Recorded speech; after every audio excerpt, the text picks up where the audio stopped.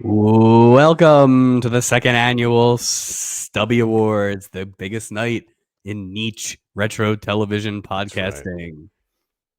I am Mike Robertson, joined as always by Mike Taylor for this black tie affair. It started out as a joke.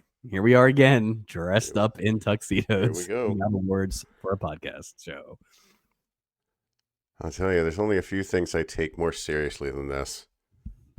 Not prepared to name them in order at this moment, but there are a few things I care about more than this, but not many. There is an extensive Google Doc sitting in front of me for sure that is filled with names of people that 2 years ago I don't know that I even knew existed, and now I know them like good friends. Is this, Mike, is this our clip show, sort of? I guess it is kind of our clip show. I have always looked at this as this one's for us as like a year in review. I want to be able to look back in many years and get our little jokes in one-stop shop form from each season. And I think that's kind of what this ends up being. The fact that we're giving out prestigious hardware along the road is just, just a little bonus for everybody listening. So well, I wonder how far away we are from not just a multiple Stubby winner in a single season, but a Stubby winner across multiple seasons. I will say this. No spoilers. I don't know that we will have unless it's the crew. Like that's different. Right. I don't know that we'll have one this year, but it's obviously close. The only multiples we had last year, I don't think even appeared in an episode this year, like Dan Carroll, Bob Crane, maybe. Bob Crane. All right, King. This year was a lot more wide open, and I think you'll see that in our discussions. Last year, it 100%. Felt like we had the awards kind of about halfway through the season. We realized it was a good idea, but some of it was based on who had been in already. Now, these categories are long established, and there's a lot of candidates, good and bad, for the good and bad. I do agree. I think the first time around doing this was an opportunity to get our sea legs. Yeah. But this year I really was, look, some people watch the Oscars, some people watch the Emmys. I'm a Stubby guy myself. Yeah. So. Well, and I'll say this, the one difference between last year, knowing that we were doing this all season, is you watch these episodes and we definitely reference it during the season. Absolutely. You think you put a little note in your head, keep these people in mind come Stubby season, and we'll find out how many people made it to the big dance. So just to give a brief explanation of what this is, Stubbies are named after Phil Silver's character, Merrill Stubing Sr., nicknamed Stubby. We started out last year with 16 awards. We are now up to 20 categories. All the categories came back, of course, because they're perfect. But we added 4 new ones this year. The way this will work is Mike and I will alternate kind of hosting the category, and we will alternate revealing our nominees, either 5-1 or 3-1. I think we have 3 for everybody. I don't think there's a 1-1 this year. No. Well, best animal. Yeah, I think might be or best repeat guest. It's thin. There are some thin categories. Categories that were, not thin last year are thin this year, and vice versa. Yeah. But me and Mike have not seen each other's lists. We will run through 5-1. We will have our winners, quote unquote, and then a discussion will happen. This is just a conversation, and between the two of us, we trust that we will come up with a winner, and not get into a bloody fight. And we didn't come too close to having any indisputable arguments last year. No, I thought we were. There was a couple, but yeah. Yeah. But if we do, each of us has one challenge flag that you can throw. And that basically means you will get to pick the winner of the category. No questions asked, but you only get one. So use it wisely. I'm going to wait 6 more seasons for mine. No, they're not. It's not skins. It's not skins. Because I don't think we officially used it last year. I think we just kind of traded off because we're gentlemen. But I think it's important. You know what I mean? To have that just in case. Yeah. We don't want to actually need it. But no. I put it this way. Last year, I feel like I had a lot more slam dunks that I was dug in on There are some categories here that I have winners that I will easily be swayed. And I knew that when I filled it out, let alone before we even started talking about it. So there's only a couple nominees on this list that I'm willing to like die on that hill for. yeah, And it's not many. no, There's a couple, but I'd say maybe two. yeah, And I that's think not even winner, but for me, like a high, right. it's that or you know what I mean. Winners were hard this year, but the Mhm. hardest thing was the nominees because there were was just so some much. things where there were so many people, and I wanted to get these people nominations, and some of them didn't. And I hate that I can't say so and so is a Stubby nominee. Well, I mean, we'll see how it shakes out because that's always the interesting thing. I love to see who you nominate versus who I nominate. Because it last year it was surprising. We Yeah. very rarely had the same top five. Yeah. So obviously this is based on the episodes that aired this season for us, which started all the way back in May of 2024 with the what was it? Marooned two-parter, and ended just a couple weeks ago with the Mother's Day episode. So everything in between is eligible. Like I said, we will have 20 categories. We will explain the categories to you. We will tell you who won last year, although I'm sure everybody remembers. I mean, unforgettable in one word. Absolutely. But enough of this hemming and hawing because this could be a while. This. Let's start with the first category, and that is Best Kid. Oh. Pretty self-explanatory. 5 nominations on the board: male, female performance by any actor referenced as a college student or younger. Now, last year we put that college student in because we had very few kids. We will find out if we needed it this year. I'm gonna venture a guess we did not, but I don't. Yeah. Last year's winner was Theo Dennison, James Bond III. Great. So he was last great. year's winner. All right. So my fifth place. My fifth place nomination. Mm-hmm. Let's go back to Halloween.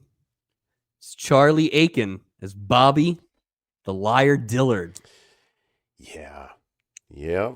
I mean, takes a lot of skill to elicit that much hate out of 4 people on a show, but we all hated Bobby Dillard, the liar. We did. Funny enough, Mike, that is also my number 5. That is also my number 5, as I am now highlighting that. Yeah. I mean, you know, it kind of spoke for itself. Yeah. That kid was terrible. Terrible. The perfect 5th nominee in a 5 nominee category. Yeah, too. I completely agree. Gets a little tougher after that. Number 4, I went with Todd Bridges as Michael Jr. Back in episode 5. That was a pretty nuanced role. He was definitely the best actor in the 5th dimension. So I agree. He was my number 4. For me at number 4, I had Patrick Libaterator. Oh, Bobby Tryman, Ages of Man, episode 24. He was did a fine job. I mean, yeah, you know, he was hitting on Julie. He kind of looked like Buster Poindexter, R.I.P. There was a lot going on. There was. I did not. There was. Now we get into the real meat of it. Number 3, I don't expect you to have this one, but Jimmy Bayo as Norman in episode 2, and Norman from El Paso, Texas. It's funny. I had him and I removed him. And I removed him for Todd Bridges from the Mike and Ike episode 6. It's funny. I had basically 7 people for 5 slots, and my guess is we're just interchanging the 7 people. I mean, we each have 2 left. This is where it gets interesting. Okay. Number 2 for me. I did not give this to her, but she will have many opportunities to win a Stubby in the future. It's Jill Whelan as Vicky Stubing. Just a guest appearance. She did a lot. If you remember that episode, we kind of cloud that episode because it was all weird flashbacks and we never really learned anything from the flashbacks. But she was really good, especially early, just giving Stubing all sorts of crap before she kind of became the daughter. So I am very much looking forward to her coming back and seeing what they do with that. But she was my number I didn't even think about her. For some reason, it didn't even click because of who she, 2. Sure. I went with Tony Latore, Angelo Santini Oh my from god! Tony's Family, episode 9 is my number 2. No, he was terrible. He was great. He brought everything together. He was great. He was. Listen, Did Jimmy call him out for being terrible? Listen, I want as much representation from Tony's Family, which is the greatest storyline in the history of storylines, simply because they were making sauce and they had it was just. Listen, the Anyway. Santinis might be heard from there before this night is over. I'm going with Tony Latore. It was Angelo Santini is my number 2. God, I don't want to have to throw my flag too early. So okay, my winner, and I am pretty sure I called this shot during the episode, all the way back, episode 2. It's Melissa Gilbert as Rocky Simpson. I think she was fantastic. There was a lot going on in that role. She had to act against the dude in the blue tuxedo. Well, and the skateboarding too, right? And right, exactly. And the skateboarding. The danger. I thought Melissa Gilbert was great. I thought it then. I still think it now. So that's my number 1, Melissa Gilbert. I'm just going to go ahead and say that I agree that is who should win this award is Melissa Gilbert. Having said that, my number 1 was a character that was Kernsed, but could cry on demand. I'm talking Keith Coogan as Lucas with no last name from Tug of War. Yes. That kid was great. He could cry, but not enough to get your own porthole, kid. He was my 6th nomination. And I will say this. It was the tears. It was 2 things for me. Is I hated that storyline. I hated it. And it's not his fault, but I hated it. Mm-hmm. And 2, you texted me to find out which episode that was in. And I was like, well, Mike's got him nominated already. Yeah. Yeah. I was looking everywhere for it. I couldn't figure it out. So, but no, a great cast of nominees. I don't really have anybody that we didn't mention. No. The daughters, the Alaskan daughters, kind of, but they were nothing special. No. And that's it, actually. So it was a really good group of young kids, and we didn't have to dip into the college people, which was nice. I agree. I agree. It was congratulations. Yeah, congrats to Christian McNichol. No, Melissa Gilbert. Melissa Gilbert, same thing, right? Jeez. No, Melissa Gilbert. Here we go again. Christy McNichol did not win last year. We were very disappointed that she didn't. Something to be said for. All right. Next category is a new one. All right. Best duo. This is a new category, Mike. This is the best performance by 2 people in combination, regardless of guest/cast or romantic, platonic, adversarial status.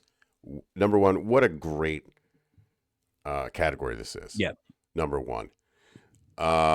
Again, there was no winner last year. So let me just get it right into my my number 5. James Coco and Dodie Goodman for Unaware Cabin Mates from Who's Who in episode 3. Yep. I believe they were the ones who kind of inspired us to think about having a category like this. Yes. Wow. My number 5, gonna go all the way back to Ghosts. Oh no. BB Drake and Raymond Allen, Mr. and Mrs. Corey. They were the couple that would just walk by and tell Renee Watson to back off her man. Just good. Tremendous. In my mind, this is somewhat what that award is for. It's just these pairs, these duos that really have the ability to just drop in, drop out, or whatever. And they made what was a terrible episode. I think we both gave them Captain of the Week. Like, I think it was that good. But there was they were the life preserver of the week should go to. Yeah. So they're my number 5. Number 4 for me, I have Sonny Bono and Marty Ingalls, Harold and Joe Nash from Oh My Aching Brother, episode 4. I thought they were great. They had such great chemistry.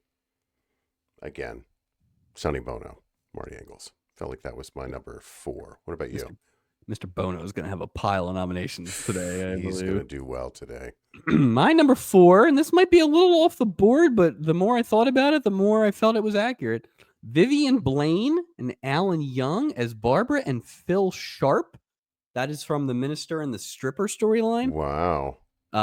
Barbara was the fuddy-duddy church lady. Phil was the absolute degenerate gambler. That's but right. That's right. They really did a lot in that episode. It went from basically talking about religion and judgment, but we also had degenerate gambling, and he helped your second favorite child actor, Angelo Santini. Phil had a sharp jacket. I really enjoyed Phil those had guys. the sharpest jacket. Wasn't it that red? Yeah, it was. Fantastic. There was a lot. I feel like that's one of those ones, and we always get to this point of the season, and there's like a few that you just kind of forget about. Yeah. But I feel like that episode, absolutely, that Thanksgiving episode is really good. So it's almost funny. It's almost like you're penalized for not being like bad or memorable in a way. Like it seems like the more memorable shows are often the bad ones, in the sense that unless you're the best show, I don't remember what the 4th best show of the year is. Right.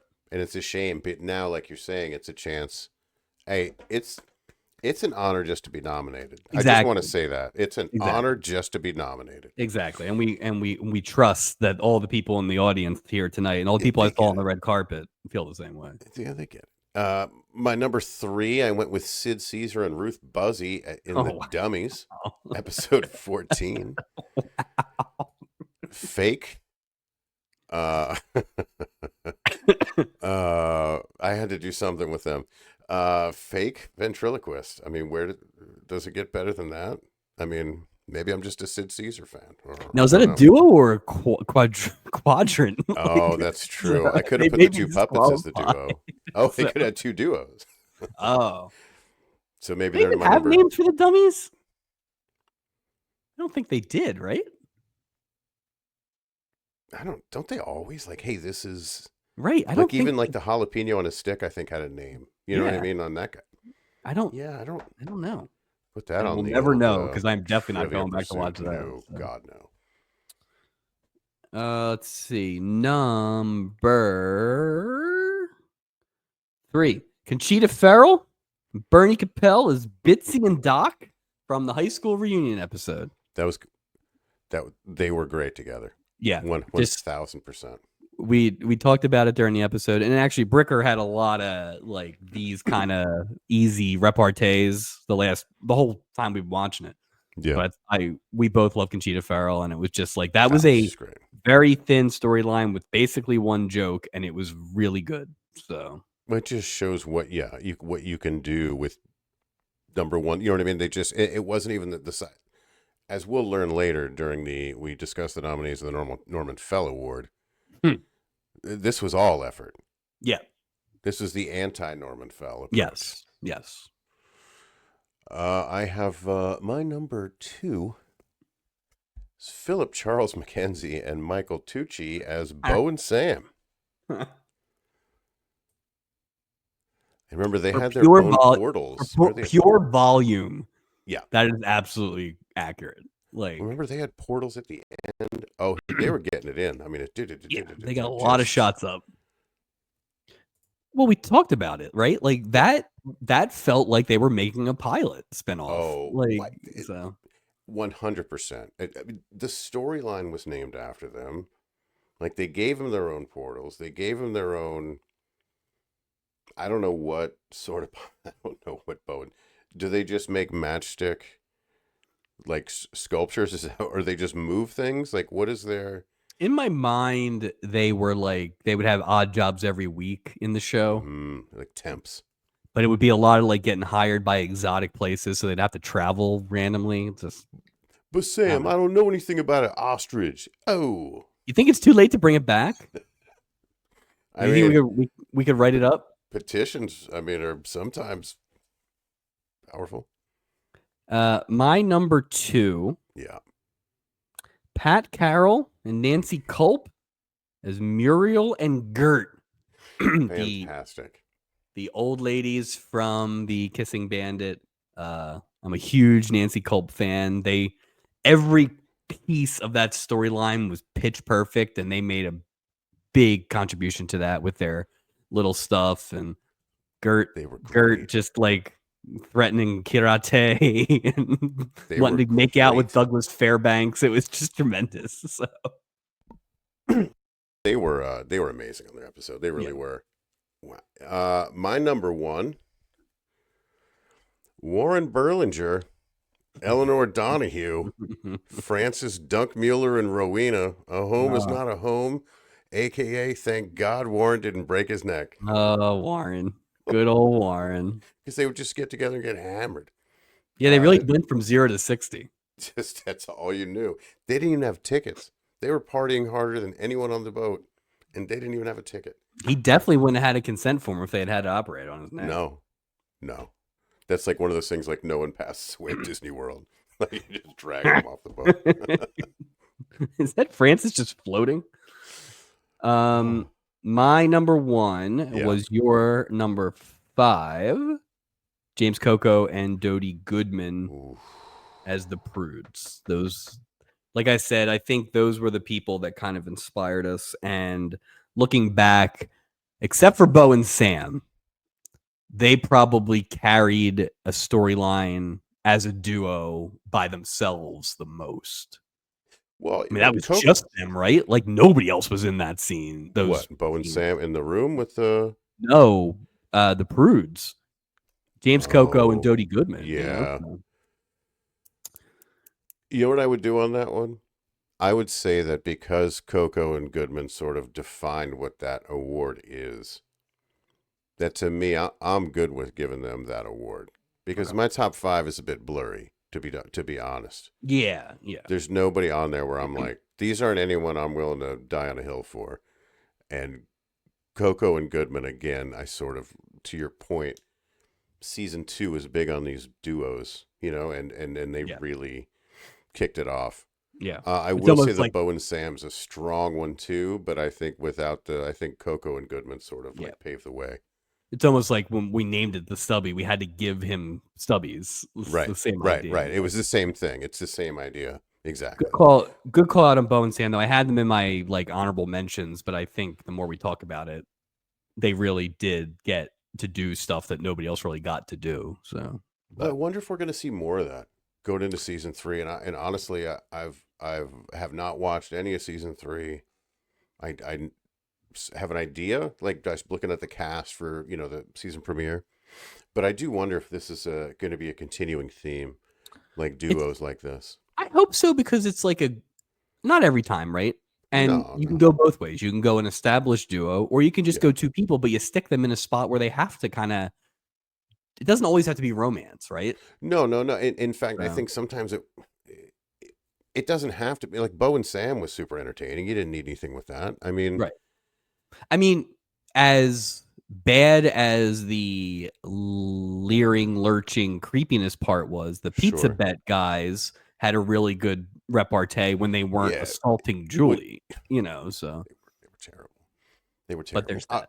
And I will say Sonny Bono and Marty Ingalls too. I thought had that sort of like Bo and Sam sort of chemistry. I had, as honorable mention, I had Sonny Bono and Artie Johnson. See, I didn't want to name them twice, but I thought they were so good. You're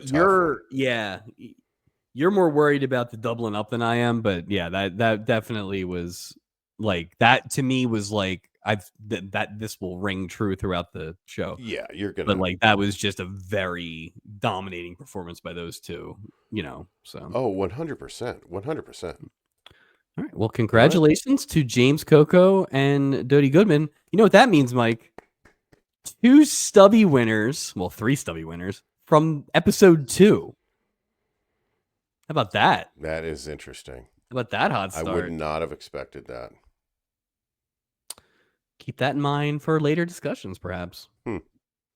Next category, best old male-female performance by anyone referenced as a senior citizen grandparent, elder, etc. We took the age out because it was getting a little blurry. Yeah. But you know it to see it. We get it. We get it. Last year's winner, the aforementioned Phil Silvers as Stubby. This is definitely one of the categories that was pretty thin in the first half of the season and then picked up a lot of steam at the end. And it's also a category that I am not committed to the winner, so I'll be curious to see how this goes. Not either. Yeah. All right, number 5 for me. The man with the robe, Robert Mandan as Woody Billingsley, who stole his son's girlfriend. Yeah. Solid. Number 5 for me is Mr. David Doyle, the man who loved women. If he's guilty of anything. Alvin McNair. All right, let's see. Number 4 for me. I feel like I had to do it just because he was doing so much. Raymond Burr. Yeah. Malcolm Dwyer in the high school reunion episode. I can't argue with that. My number 4 was Robert Mandan, like you had at number 5. And let me just tell you that Raymond Burr is my number 3. Just to go ahead and get that out of the way as Malcolm Dwyer. I didn't know where to put him, and like you, I'm like, I have to nominate him. Yeah. I have to put him here somewhere. Like he can't be 5. He can't be 1. I'll give him 3, but I don't think he was. I'll just say this: I don't think he was the best. No, but no. I think that's a good. I think that middle of the pack. I tried to do that a little more this year, where it was like there were guys I absolutely wanted to nominate, but like the goofy, jokey ones were a little higher up in the So. Yeah, I agree. These last 3 for me are interchangeable. Okay. For number 3, I have John Mills as Bertram McDonald. That was in the Chauffeur Rags to Riches. Fantastic plot hole. He was so good. He was so debonair, so smooth. Way too good for this program. Clearly was only on because of his daughters. But he was great. He was great. I regret not nominating. And that's your number 3? Because I'm at number 2 already. Because you might as well. You want me to do 2? I'll give you my 2. Yeah. I gave it to Abe Vigoda. Charlie Fletcher and Home Sweet Home. I'm a big fan of Abe Vigoda's mumblings. Yeah, I know you are. He's just... Spoiler, Abe Vigoda does not appear on any of my ballots this year. So. All right. But I bet you we have the same number 1. We probably do, but like I said, I can go either way with either of these nominations. So number 2, I have Craig Stevens as Frank Pierce, who we just saw a few weeks ago. Okay. Really like a lot of acting in there. We really liked that storyline. He played except for the inconsistent limping, he was really good. Very, very interested to see him in future roles. I really enjoyed that. I agree. Number 1, I think you're probably right. We probably do it the same way. It's got to be the same person. I have Minnie Pearl. That's who I have. Yep. Okay. I don't think there's any way around it. She was the the cream of the crop. There's just If you had come in with John Mills or Craig Stevens, then maybe number 1, I would have been okay with that too. But to me, part of this, I think, when I was doing it was, who am I going to remember the most from this season? And that was just, we've talked about it a lot since it happened. That was just such a good performance. And I do feel like that name's going to come up a few more times. Yeah. I do. Because I think and look, the Vigoda, that was the Raymond Burr nominee, right? As well.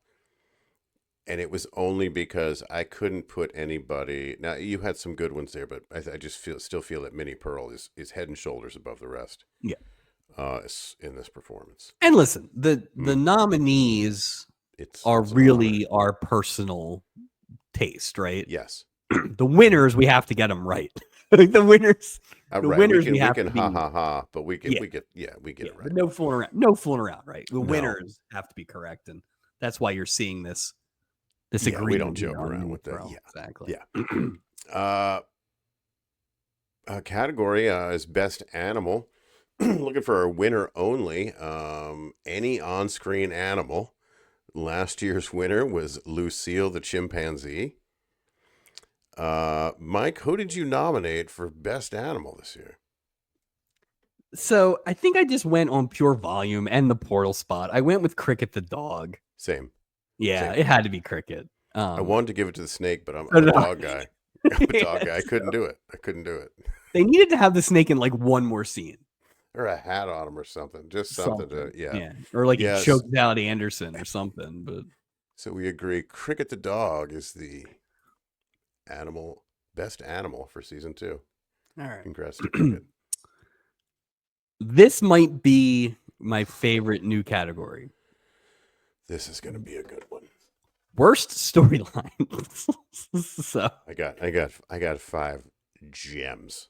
5 nominees. This is the worst individual segment from the past season based on plot, acting, and entertainment value. So we always talk about it. This show has 3 segments. You know, some are better than others. Some are worse than others. I had a long list here to talk about because especially early in the season, we always talked about how there'd be 1 really good storyline and 2 really bad storylines. And well, frankly, they're just all over the place, but not a shortage of nominees for sure.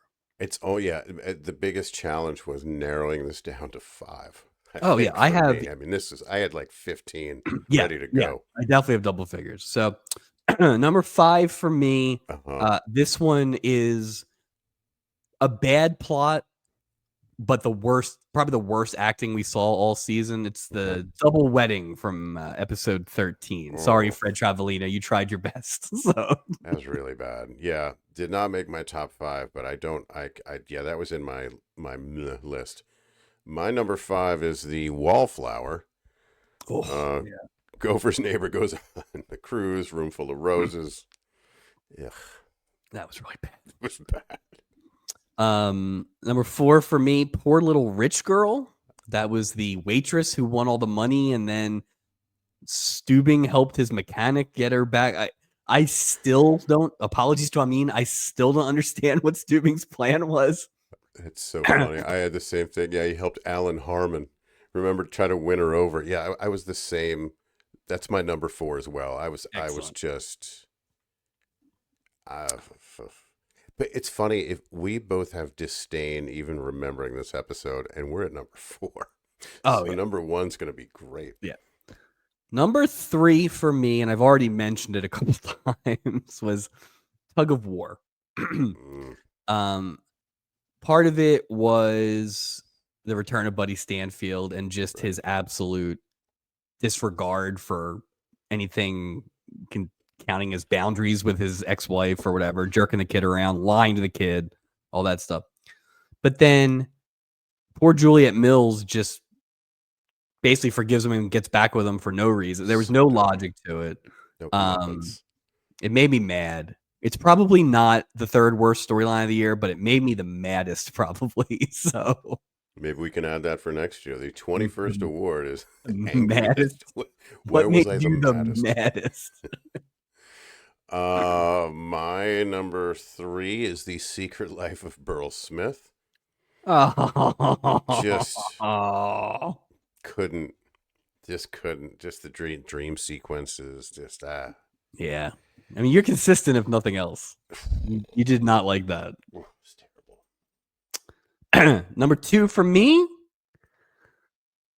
The Witness. With Robert Reed. Forgot about that one. Tony Tennille. Oh, the worst actress ever. Worst actress, and like half of it was just her chasing him around and bringing up the same thing over and over again. Jeez. Yeah. Yeah, that was really awkward. My number 2 is Till Death Do Us Part. Maybe. Jimmy Walker's back as a ghost in episode. Dynamite. That was terrible. That was terrible. Really because remember that was the coleslaw. Yes. Yeah, but it had those great special effects where he would just disappear. Disappear. So. It's like he was not even there. My worst storyline. And I think it's the only one this season that I just never understood what was happening. Oh, I think we might have the same one. Okay. I still don't really understand Well, what happened. It's Roddy McDowell and that other lady. Don't push me. Yeah, allergic to the girlfriend. So that was my worst one. Not married to it, but definitely I was get it was not fun. not my favorite. Yeah. My pick for worst storyline is The Big Deal. And that's Oh where Mackenzie where her dad was pushing her to be with that other guy with Eric, but she just wanted more slow sax with Eric Estrada. I think I have the Big Deal on best storylines. Really? I love that storyline. Ugh. I get it. There's a lot of pimping, but so That's a tough one. That's a tough I don't one. like. I'm not I don't married to love that one as any a of winner. my. There's so many. Trying to think.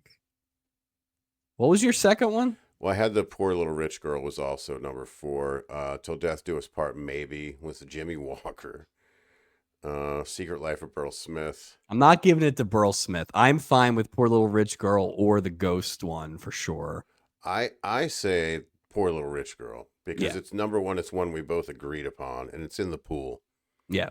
Of 5. So I think we give it to Poor Little Rich Okay, Girl. I agree. Because episode 20, that episode was god awful as well. Yes. So just they're guilty by association as well. And it's that classic combination of bad acting, bad writing, illogical plot. Like it had it all. Had the wrong people in it. Stubing. Stupid Stubing. Oh, this is going to be a great one, Mike. The next award is for Best Musical Performance. Oof. 5 nominations. Any performer singing instrumental. Last year's winner was Diane Carroll as Roxy Blue. The multi-Stubby winner last season, Diane Carroll. I don't know how to rank these. I'm just going to be honest with you because the 5 are rough. But I'm gonna kick things off with my least favorite of these is the Love Boat theme sung by Charo and April Lopez. That's my least favorite of my 5. I had it in the honorable mentions. It was funny. I did the reel a few days ago for that one, and I had forgotten just how elaborate it was. It was a whole and thing. Weird that it exists in that universe. Yeah, so weird. Number 5 for me, Jammin' Jimmy Warren, Eric Estrada on the smooth saxophone. I like how instrumentals put in there. I always get an instrumental in there. I think I had Marsha Brady playing the piano last year. So. That's right. I've got my next one here. I've got The Language of Love by the Pool. Marilyn McCoo, Billy Davis, and Isaac from Mike and Ike. Yep. Number 4 for me is The Rhyming Song, Richard Dawson and Robert Goulet. So, the mustacheless Goulet. Good one. Next one for me is Phil Backstrom, Along Came Sarah.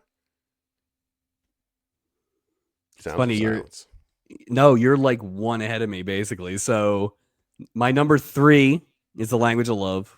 And my number 2 is Sarah with Sonny Bono. So yeah, okay. I'm right there with you. My number 2 is Smash It by Deacon Dark.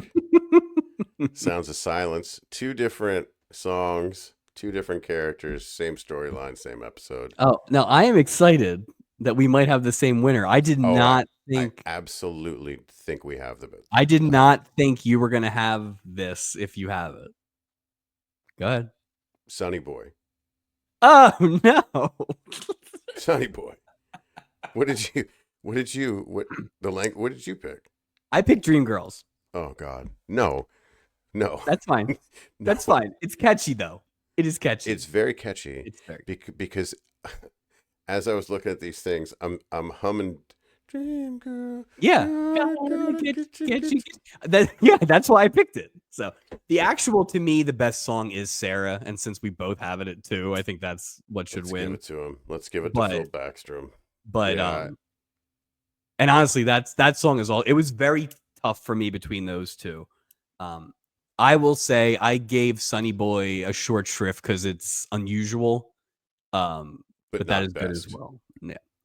But I will not die on the hill of Dreamgirls, but I will always remember Dreamgirls. So Uh, it's funny that we have just very diametrically opposed thoughts about certain segments this year. oh yeah, So we'll have like the lower nominees somewhat the same. Then number one, it's like no so. way. I want to say that is Stubby number one for Sonny Bono. Yeah, probably not the last one. Probably not the last one. All right, Oh. this Now is this is a gonna be little different this awesome. year, I feel like. Best Oh, villain. we got. It 5 depends what you nominees. interpret. I had some Yeah. interpretations of a villain. Yeah. Male female performance by an intentionally bad character. Now, Okay. last year I felt like we had more straight up villains. Oh, it Like broad strokes last season. no doubt villains. Like the No doubt. guy who Jacqueline Smith's Oh ex-husband, yeah, yeah, yeah. whatchamacallit? Oh, and Buddy Stanfield was not like it was Yeah, pretty clear. exactly. Like So this one does the girls try to take Julie's job. Like there were like straight up villains. This year, you gotta depends make what your own lens you're story up a looking at. Yeah, little bit. yeah. But it's an interesting group. My number 5, and this guy did so much work in so little time, but I had to get him in here. That is Michael Gregory as Ken Breyer, the brother of the great Breyer, who was only in this episode for like 90 seconds and was the worst guy ever Yeah. and then was murdered. So More to come on him later, by the way. You'll see it's not the first time or last time you'll see him. For me, number 5, I had John Aston. Is David B. Crothers on the Marooned episode. Crothers, that's funny. I forgot he had a real name. Was he the best? No. But I wanted to mention, yeah, he's a two-parter. You know, if he'd had real ammunition in his shotgun instead of sand, Yeah. he might A have made lot of number these 3. villains were bad at being villains. I think that was what really was the difference between last year and this year. So, I agree. My number 4, Richard Anderson, is Dr. Art Akers, the one-armed man. Now, I'm stretching it a little bit here, but this guy was really a dick. No, you're not stretching it. Most of the episode. So, and then he got his comeuppance, which again, a different thing than last year. Yeah, but that's the only reason he stopped being a villain. That's true. I mean, I have him at 3, Art Akers, but at number 4, I have Dave Madden playing Wes Larson in the last $100. That son of a bitch. Like that guy, I was like, that guy's totally a villain. Absolutely. And a coward too. Super big coward. My number 3, and this is a compliment, was Artie Johnson as Marty Austin. He was 100%. So good. And like we said it at the end of the episode, because at the end of the episode, he buys into the. Yeah, but he's still him though. He's still him though. He's still him. Bought it. Yeah. Like you bought the face turn because it was logical, But it's the same guy. Like But I mean, I have him as my number 2. I thought he was great. This Artie Johnson, I don't know that we really hit on it during the episode, but he does the bit about how many deaf people buy records, and he does it real patronizing. Yeah. But earlier in the episode, he says, "Ooh, charades," when Sarah's trying to do sign language. Like, what a dick. That guy's great. He's passing off snakes to people. He didn't give 2 craps. Artie Put on Johnson the makeup. Artie Johnson should have been like the most successful sleazeball villain agent character of the 80s. It's a crime that he did not work more. He's so good. That's my number 2. Yeah, that's strong no number 2. He's no arguments there. Mm-mm. My number 2 is Peter Marshall as Dr. Todd Gardner. Now, villain is tough, right? Because he was really sabotaging his wife and everything. But I mean, this guy basically wrote a book about open marriages, had a vague conversation with his wife about it before they got on the boat, hits on a woman in line, gets with her, He gets doesn't even have offended his when his wife cabin starts assignment yet. talking to Yeah. Stubing, Yeah, he gets was pretty big. dumped by the other guy. He gets comeuppance though, which is always fun to see, but very, very, very villainous behavior. And like we said during the episode, a wildly weird takedown of open marriage out of nowhere from the Love Boat. So I took a slightly different route with my number one. okay. Because I think one of the things about a villain is they have to be hateable. Oh, right? absolutely. And who is more hateable than Michael Lembeck as Disco Disco Joey? Joey. That guy he's holding extensive disco lessons where he's intimately disco dancing with Julie while his like Yeah. pregnant sort of like unspoken wife is having like He was in the mix. All the people you mentioned were in the mix for me. My number one villain, and I have an argument for it. I'm not locked in, but I'm going to present my argument. It's Brad Collins of Collins Machinery. Okay. So Collins Machinery. He's working this deal mm-hmm. with Mackenzie Phillips' father, businessman number one. They're working this deal. Yeah. They have to close it on the boat, which is already a weird power move, right? He comes on, he says he always gets what he wants. He's clearly like taking advantage of Mackenzie Phillips and all this stuff. He sends those drinks back with Isaac. I mean, that's a villain move right there. He does the thing where he's like, "Who's your old friend? Well, let's make him a let's keep it that way, right?" Or something like that. He steals Mackenzie Phillips right away for the Puerto Vallarta tour. He then tries to big time. Oh, right. He's the greatest craps player of all time or something like that. Yeah. He says something about how I don't lose or something like that. And then he's just a prick. And then the best part is he gets absolutely faced. Yeah. In the deal at the end. So. He gets nothing. And she's leaving with slow sax playing Eric Estrada. Exactly. So he ended up getting absolutely nothing. So that was my logic behind Brad Collins. But I mean, I can't disagree with that. I think that the one guy we did agree on higher up in our list were the Artie Johnson. I feel very good if we give it to Artie Johnson because I feel like Artie Johnson deserves something for this season. I agree. And I would be very happy. And since we don't yet have like a supporting kind of thing or whatever. Yeah. I think that's all right. So I am absolutely good with Artie Johnson. And it's funny to see award winners 2 episodes in a row from episodes in the 20s, because you know the rule. The 20s are terrible. Well, I mean, we talked about it at the end of the season, but it's like the difference that you feel about a season when the last 3 episodes are good in a row. We probably will think better of this season than we actually did because we're leaving it on a positive note. Oh, the last episode was great. Yeah, the last couple were great. New category, Mike. Best storyline. This is the best individual segment from the past season based on plot, acting, and entertainment value.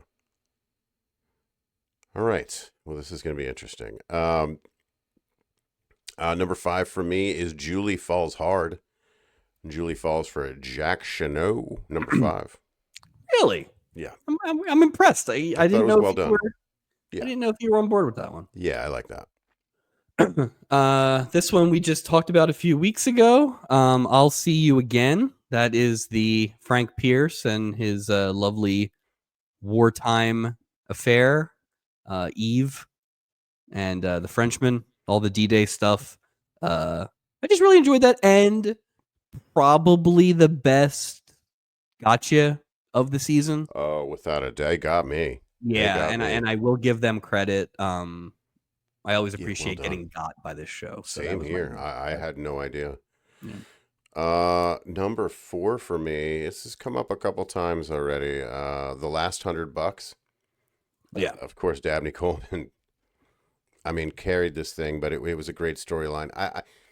And if I'm being fair, I don't know if this is necessarily the best storyline or it's a storyline that Dabney Coleman carried on his back. You know Yeah. what I mean? Either way, I really enjoyed it, but I don't know who Well, gets the credit. and not just that, carried it in what some might say was the worst episode of the season. Yeah. You Yeah. know, he was dragging that thing on his back. He was So amazing. Yeah. let's see. My number 4 is The Man Who Loved Women. And that is That's a great episode. McNair. That you look back and it's like, man, that really did take up a lot of the storylines with all the women, and it was well done and just kind of weird, but it never got creepy, even though he was womanizing, and Yeah. just everybody seemed happy at the end of it. Everybody. I really enjoyed that one. For him to do all that and not come across as like a villain was pretty impressive. Yeah. Like Yeah, I agree. considering. Number 3 for me is The Switch. That's that Great Briar episode. I really enjoyed that episode a lot. Yeah. I thought it was great. Now, I'm glad you did that because I couldn't really find a way to get Ron Palillo in here, and he was tremendous. He was fantastic. You know, and maybe next year we have to think about a category of like most surprising or most different or something. Like, you know what I mean? But it's like, or something like that. but yeah, it was just like he did a lot. Most against type, but he was really 100%. good. Yeah. My number 3, we've kind of hit it a lot so far tonight. Sounds of Silence, the Sonny Bono tour de force. As we've already given out hardware, I believe, to both of the leads in there. You know, it's a great storyline. It's really good. Yeah. For me, number 2, I have The Kissing Bandit. Love that storyline. The 2 ladies mentioned earlier, you know, they were nominated for Best Duo. Just the snappiness. It just that's the kind of love boat I like right there. It was perfect. And it fit in with the other stories really well too. My number 2, and I don't know if you'll agree with this, but the more I've thought about it over the season, the more it's actually, to me, the best crafted episode storyline of the whole season is A Different Girl. And that's the Captain Dave one. And at the time we talked about it, it was written by a writer who had worked on Mary Hartman, I believe, was not a normal Love Boat writer. We talked a lot last season about female forward and empowering of women. I don't think we had that this year.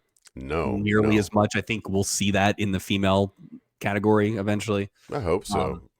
But I thought Bessie Anderson was outstanding. Yeah. She didn't back down to Captain Dave. I thought we hated that guy, and I do not think that guy is hated like in real life or whatever. No, but it was the source material. He was hateable, and it felt incredibly like real. Yeah, which this show just does not do. That one stuck with me a lot throughout the season. So that was my number 2. So I get that. My number 1, again, is somebody we're going to hear a lot about. A Home Is Not a Home. The Minnie Pearl / broken neck episode storyline. Again, it had the Minnie Pearl with her low key howdy. The way she talked about ordering all the wine. Just it was a snappy storyline. Then we saw her son-in-law nearly break his neck. I just thought it to me. And again, when you're talking about episodes in the 20s, I did not expect to get such a strong storyline. But again, is that due to the storyline or is that due to Minnie Pearl? Either way, and all part of it. The duo, I just think it was fantastic. It really, I feel like that story was a home run. It was on my list. My number 1, I believe, was your number 2. So I think this probably will end up winning. I had The Kissing Bandit. Oh yeah, I have no problem. I think that's great. Yeah. We talked about it with the duo, but Billy Crystal was good. The blonde lady was good. Stubing was really good. Was great because he's bumbling. It might have been like the first one this season where we were like, oh, they may be onto something with Stubing now. Kind of more in the bumbling. I think that's when we started talking about him in the context of like a Commandant Lassard type of Right. character.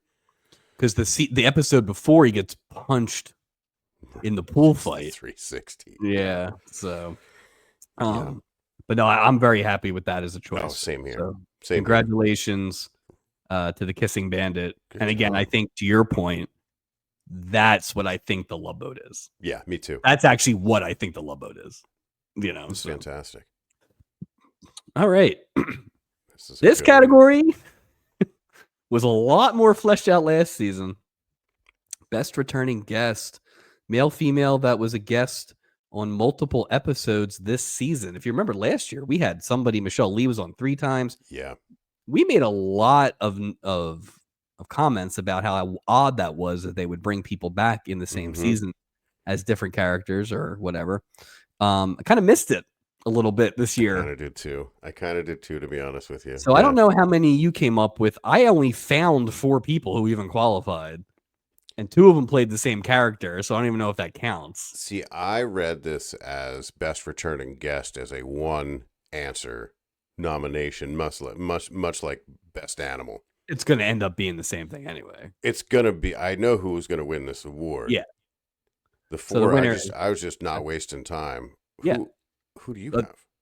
So the winner. You want to do the winner? Or you want me to go through? I want to hear who you have. Yeah, I want to hear all you have. I only have 1, but go ahead. All right. So honorable mention went to Anderson, the steward, who was in 2 straight episodes.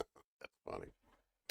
For 3rd, I had Chris Capon as the radio officer because he was in 2 episodes. Shout out to Chris Capon. Now the actual candidates: number 2, Juliet Mills. Yeah. As June Godwin, and then Millicent. She was good in the first one, good in the first half of the second one, but then fell apart. Yeah. But the obvious winner, come on, is Sonny Bono from episode 3.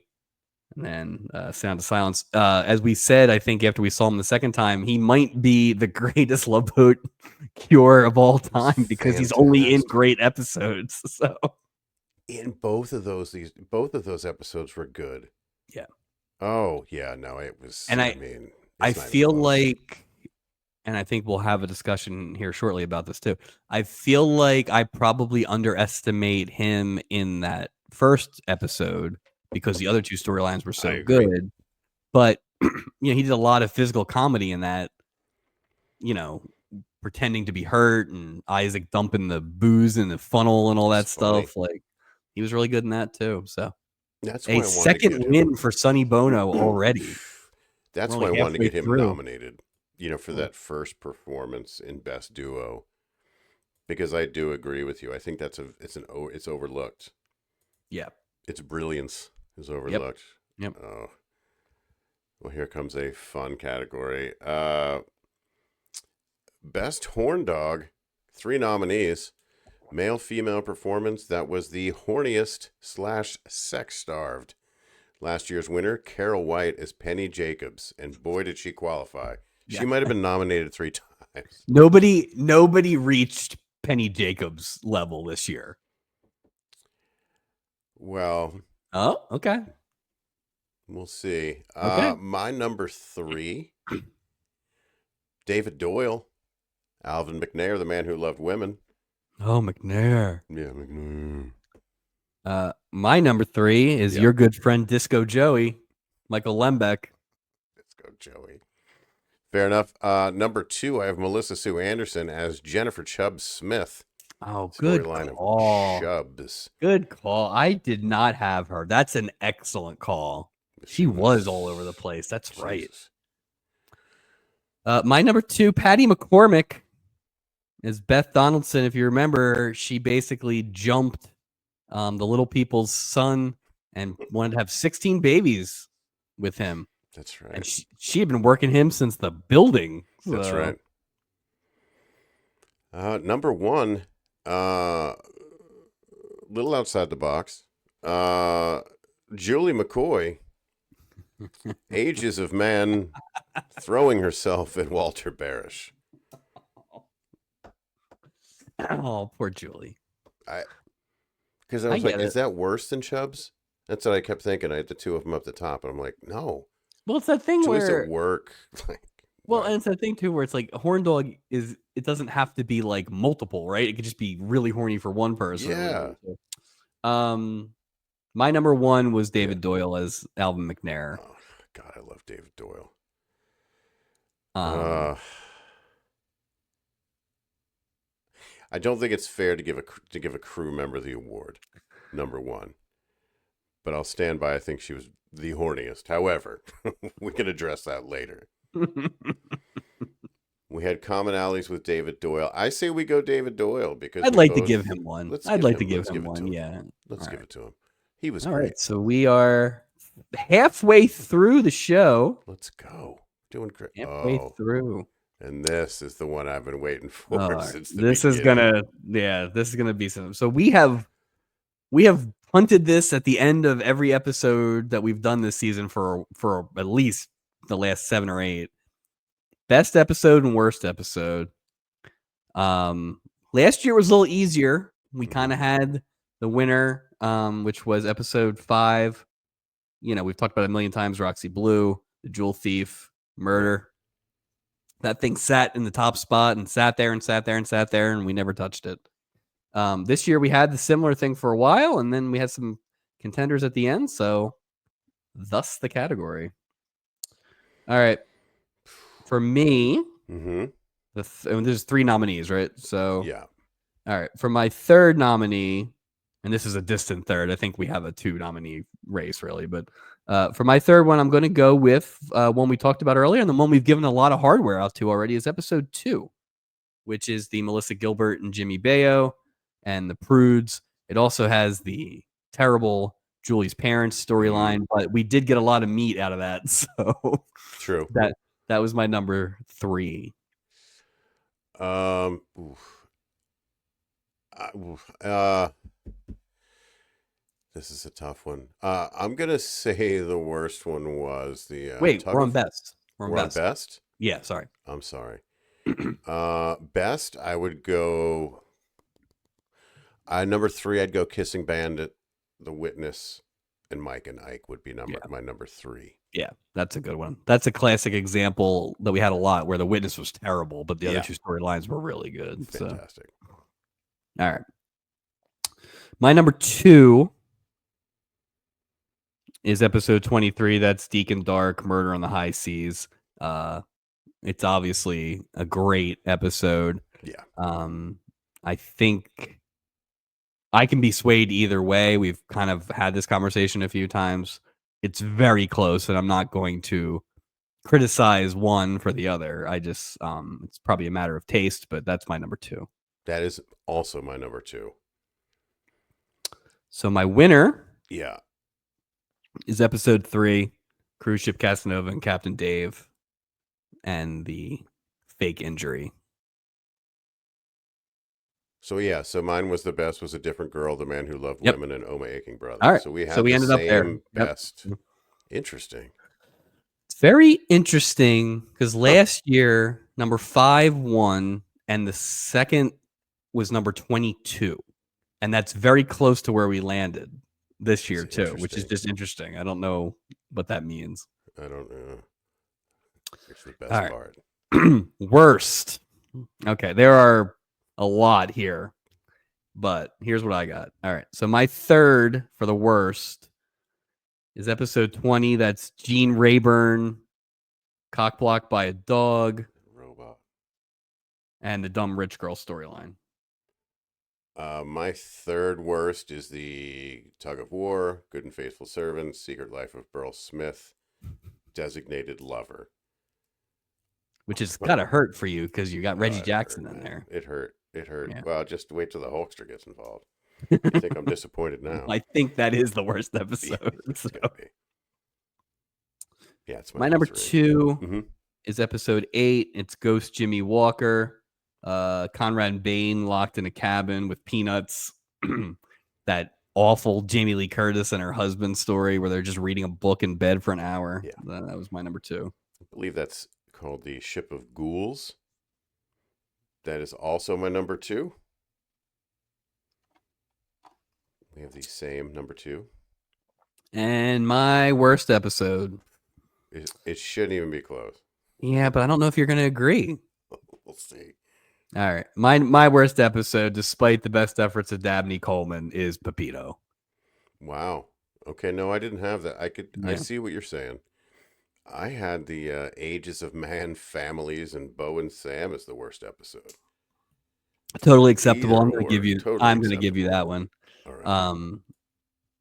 Yeah, but because like I think Just, when we talked about it, Bo and Sam, that's it. like they tried really hard, but even that was just like we said, not really a Love Boat episode. No, it was So not. no, I think that is a absolute fair decision. There were a lot of candidates though. A lot of candidates. So I'm excited about this one. Next award is Best Part-Time Crew Member. 5 nominees, male-female performance by any staff member outside of the main 5. Last year's winner, the late great Bob Crane as Teddy Anderson, who just killed it. They set a new standard. My number 5 is James Dobson, Anderson the Steward, multiple episodes. He'll show up on my list, don't you worry. But number 5 for me Yeah. was the radio officer, Chris Capon. He saved the ship for God's sakes. He did. But then he almost got what's her name killed in the first episode of Bricker because it was his bad connections, and then we never saw him again. So that was it. He got fired. Yep. Number 4, Debbie Morgan is Stephanie Jackson in Second Chance. Oh, I didn't even think about her. They brought her back to work in the gift shop. Yeah. Damn it. It's so funny. I didn't even. Yes, but I didn't even think of her as actually being a crew member. I figured she just made it. Good call. My number 4, Dick Martin as Captain Cunningham in episode 1 from this season. And honestly, 90% of this is that scene where he's trying to rub the sauce off his arm like it's the telltale heart. That guy. Well, you got me off my. I don't even. I just got so irritated about that guy.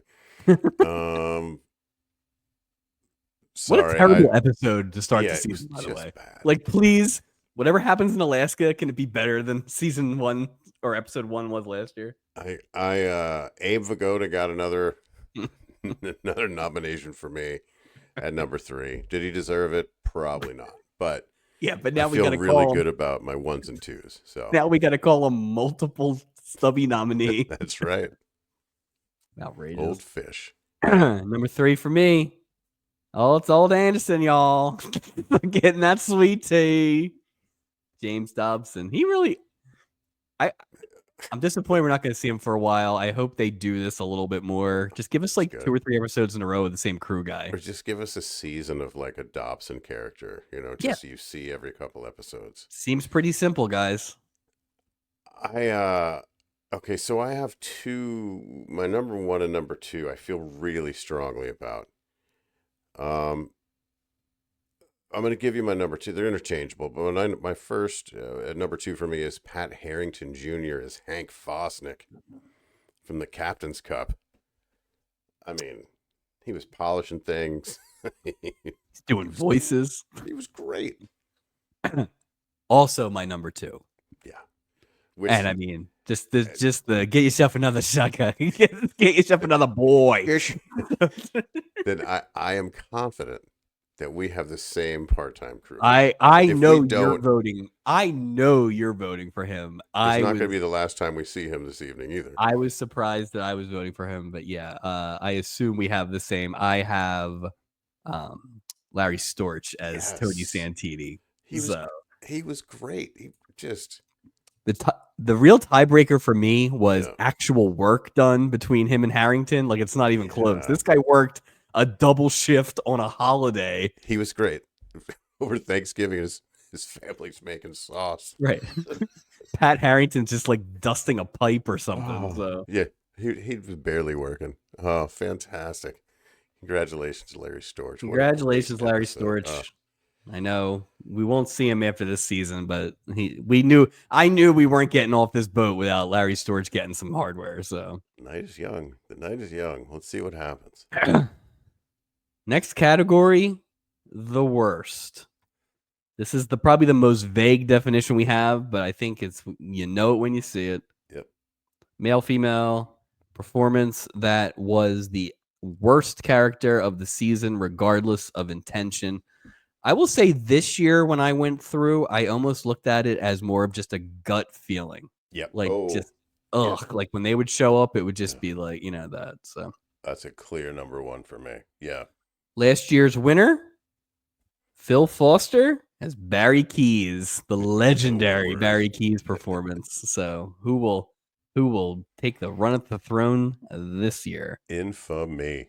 Number 5 for me. Yeah. It's a combination crew. Okay. It's John Rubenstein and Judy West as the Forbeses, people who wouldn't leave poor Mike Kelly alone. Poor Mike Kelly. They yeah. Oh, all they want to do is talk about Nom, man. The worst for me was Pepito. Enough of Pepito. Just get right out of here. Stealing glasses and stealing things and hiding on boats. Yeah. Like, stop it, dude. We could have had like a field of 64 with the worst this year. Oh, yeah. It's its own tournament. My number 4, I really wanted to get him up higher, but I just couldn't justify it. David Hedison as Sherman, Buddy Stanfield himself, just walking through doors without knocking, showing up on the boat when he doesn't have custody of the kid. just oh God, telling the kid they're gonna get back together, pretending he's gonna pack and leave, and then just showing up. Just awful. That guy stinks. Awful. This guy's the worst. My number 4 is Tony Tennille. Welcome to the category for just being the worst actress I've ever seen in my life, and pushing somebody to be a witness. It was all she's stunk, just awful, just worst. My number 3 is Tony Tennille as Suzanne Henderson in The Witness. The absolute worst. So. My number 3, Andy Hopkins, my sister Irene, Ray Bolger, 2-time the worst nominee. Unbelievable. That's ridiculous. Poor Ray Bolger. I think Ray Bolger. I think he's got a positive nomination for me somewhere. So best old, maybe? I think so. Yeah. Maybe. All right. Number 2 for me, Red Buttons as Uncle Cyrus. Oh, I didn't even think about that. I didn't go too hard on it. I think that was probably where the obvious money was, but I couldn't go beyond 2 for that one. And honestly, most of it was because it was just like no redeeming quality for that guy.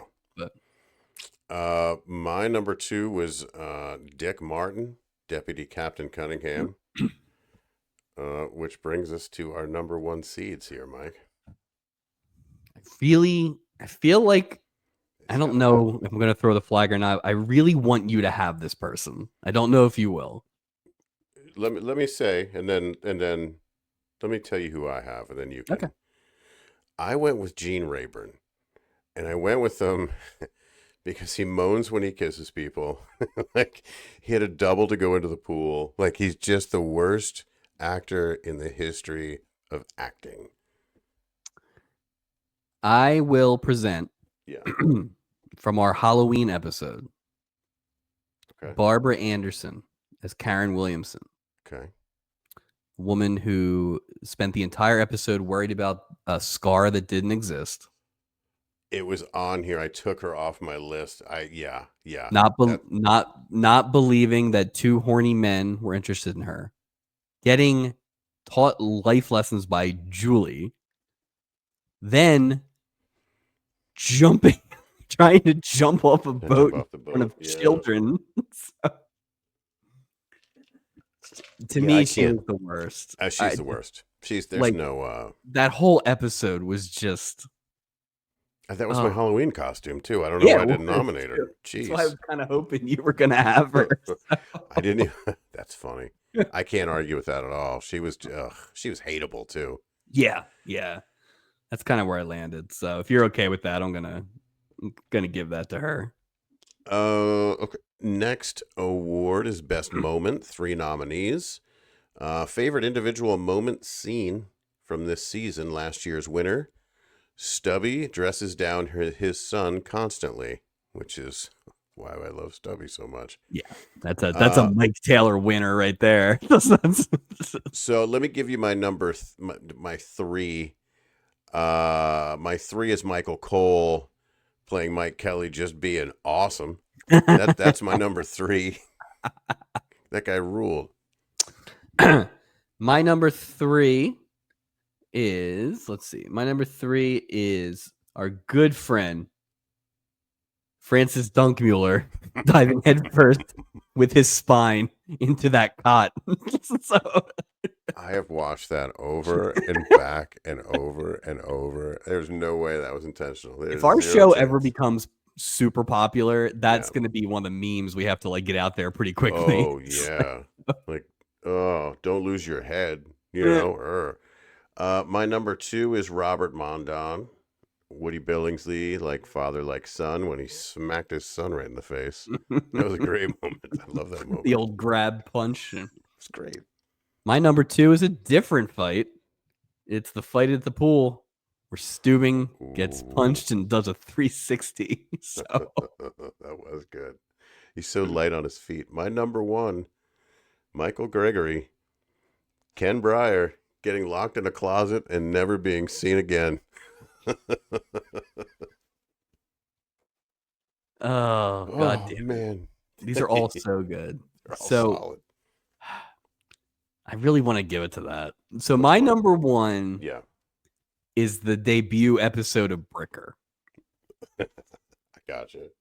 Just as a concept. But I feel like that's almost too much. I want to give it to the Ken Breyer thing because it all happened. Right. That's a moment. You know? That is a moment. That is a moment. The Bricker thing, I'll always remember Bricker, but we can get him other stuff somewhere else. But like as far as an actual moment, that is literally like 90 seconds. It's amazing. Imagine if like next season some kind of weird scene where you see like Ken Breyer kind of leaving the ship, or Ken Breyer like, oh, we found here something, just follow up on it. We found the body of. Well, yeah, what I want is whoever the steward is in an episode next season is unpacking somebody's suitcase, and they open up the closet and just bones. Here's the great Breyer. Here was the great Breyer. Fantastic. Here lies the great Breyer. So congratulations, Ken Breyer. Can I just say this? That's 2 brothers, like, storyline brothers winning awards. That's nice. Has that ever happened before? I don't know that we had any brother stuff last year that I can remember. Just interesting. Yeah, something to think about. They definitely expanded the demographic of who showed up on this boat. There still haven't been a lot of like friend groups to come on. Yeah. But they definitely varied it up a little bit from it was always just like, I'm alone, I'm on a date, so. You know what's funny too is I do think that the word moment comes into play, because when you have like the worst, but then you have the worst moment. Right. Those are 2 very different things. Yeah. Oh, absolutely. You know because what I mean? Yeah. Speaking of that, worst moment, obviously the least favorite individual moment from a season. Last year's winner was very easily the worst moment. It was Julie hitting on Potsy, the full-grown, red-blooded American woman. I don't know that we reached the category levels this year, but maybe we did. Let's find out. My number 3, and this is why I'm mad I didn't nominate her for a crew award, Stephanie Jackson trying to repay Isaac with her body. So that's my number 2 on my list, actually. Yeah, that was. I mean, just out of nowhere, like it was wild. It was like the first act. Yeah, like okay, I guess like what? For me, worst moment is I go back to Red Buttons, and it was more than one moment. You know what I mean? But it was just the existence of Red Buttons. And then I had my number 2 was the The one that you just mentioned. So my number 2, same idea as Red Buttons, but in my mind worse, is Alex assaulting Julie in his cabin. Yeah. And that is because we had already seen the Red Buttons thing, and here is a younger person who is physically capable of doing things, and he literally throws her on his bed against her will, like after a series of attempts. Well, and the intent is like he wants her, like he bet a pizza on her. You know what I mean? That's how much he's he got wants $12 her. on the line. He's got $12 on the line, but yeah, it was just. So my winner, Yeah, you got your win. Okay. happened in the first episode of the season, and it is Stubing sending Gopher on the roof to see if it's raining during a hurricane, and damn near killing Burl Smith. So the palm tree fell on him. Mm-hmm. My number 1 is when the amazing Alonzo turns the pool into a, quote, huge, delectable ice cream sundae covered in whipped cream. You were just looking for a reason to do your little... just had to get my stuff. Your little Vincent Price. But that one was, that's when, people are hallucinating, but you can see that was pretty bad. I think the molestation one of the other guy was worse than that. Like Alex? Yeah. I feel like we probably have to give it to one of those because like that did happen twice in, let's see. Red Buttons was 4 and that episode was 10. So it happened twice in the first 10 episodes. I'm fine with giving it to Alex or Red Buttons, or we can give them to both, I guess. I give them to them both. Let's just give it to molestation. Let's give it to both. Just the creepy molestation of Julie McCoy. It's just terrible. Yeah. So congratulations to Red Buttons and Alan Arkin. Thank you for your award-winning performances this year. Oof. The Norman Fell Award is next, and let me just I hope that Norman Fell is not nominated. I hope that that's a rule here. Just saying, because he shouldn't be. That was not my rule. The Norman Fell Award is a new category. The most disappointing performance from a guest star this season, based on your expectations and their effort and or usage. I got 3 winners here. How do you feel about your list here? This is the biggest award of the night for me right here. Oh, wow. I don't love my list. I don't put it this way. I eventually got to 3 I'm pretty happy with, but I didn't love my list. So okay. I'm gonna go for my number 3. I'm gonna start off with Ken Berry. Robert Noble, second string mom. Just a nothing. No. It's funny. I knew. See, the funny part is I feel like you had a lot more hope for people this season than I did, and were almost inevitably let down every time. Especially Ken Berry. Yeah, so that was bad. My number 3, maybe a little out of the box, but I think it's accurate. Art Bear and Ben Jolson. I can't argue with that. I mean, talk about a fall from grace. Just, I don't even know if we acknowledge them next season. We don't call out all the other writers. So, but the only time we would bring them up this season was, due to a lackluster storyline, as opposed to I don't know what happened. They just lost their mojo. Prove us wrong, boys. Prove us wrong.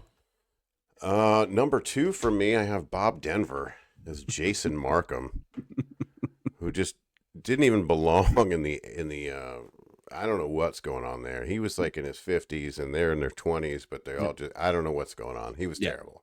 I have Bob Denver as Jason Markham for the exact same reasons that you said.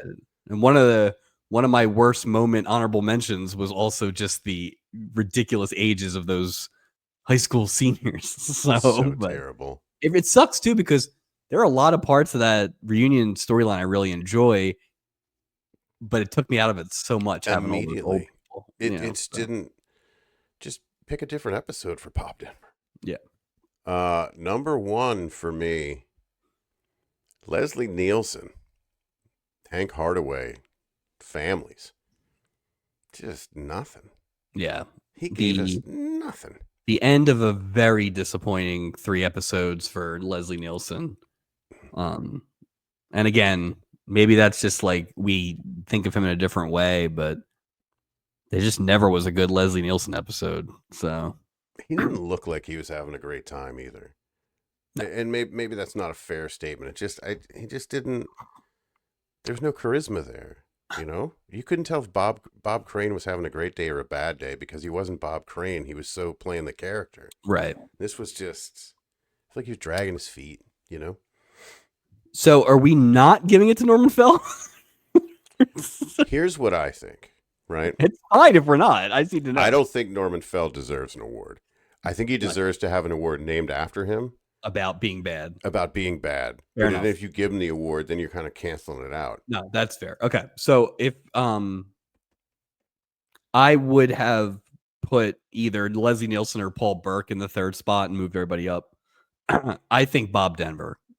We both have him at number 2. Yeah, let's do that. Let's give it to Bob Denver.